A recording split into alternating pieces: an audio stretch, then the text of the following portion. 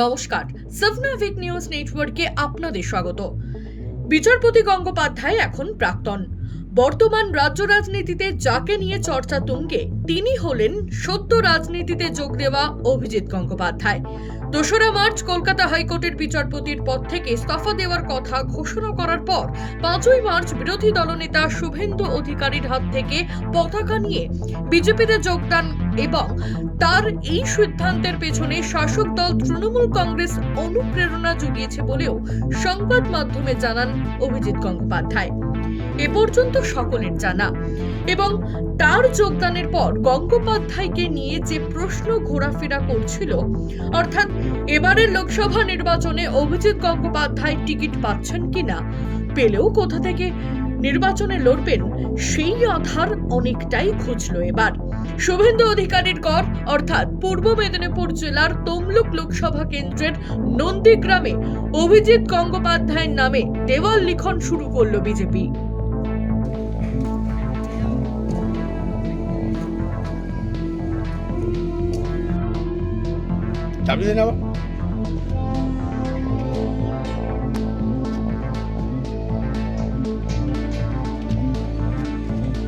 প্রথম পর্যায়ে প্রার্থী তালিকা ঘোষণা হলেও এখনো পর্যন্ত পুরো প্রার্থী তালিকা প্রকাশ করেনি বিজেপি। বিজেপির তরফ থেকে তমলুক লোকসভা কেন্দ্রে এখনো কোনো প্রার্থীর নাম ঘোষণা হয়নি। তবে এদিন সকালবেলা নন্দীগ্রামে দেওয়ালে লেখা হচ্ছে, আসন্ন লোকসভা নির্বাচনে অভিজিৎ গঙ্গোপাধ্যায়কে পদ্মফুল চিহ্নে ভোট দিয়ে জয়যুক্ত করুন। এখনো তো নাম ঘোষণা হয়নি, তাহলে কিভাবে বিজেপি প্রার্থী হিসেবে অভিজিৎ গঙ্গোপাধ্যায়ের নামে দেয়াল লেখা শুরু হলো? এ বিষয়ে কি বললেন বিজেপি কর্মীরা, চলুন শুনবো।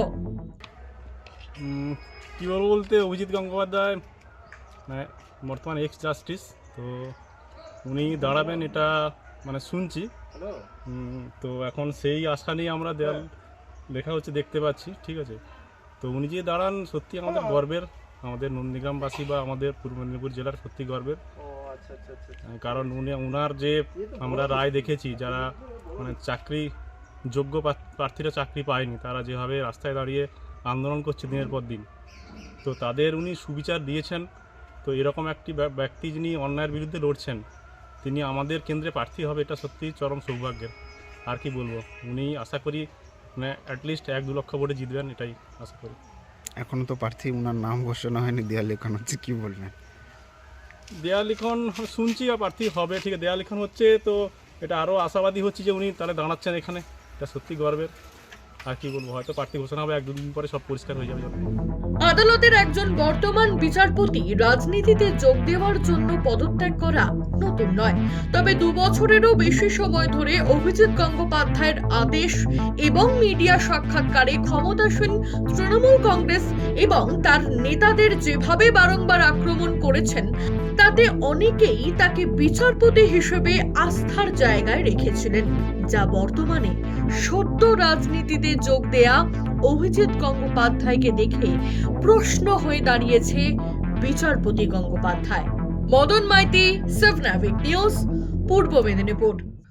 সমস্ত খবরের আপডেট পেতে লাইক করে সাবস্ক্রাইব করুন সাবনাভিক নিউজ। সেই সঙ্গে বেল বাটন প্রেস করতে ভুলবেন না। আপনাদের একটা সাবস্ক্রিপশন আমাদের জন্য অত্যন্ত মূল্যবান। জয় হিন্দ।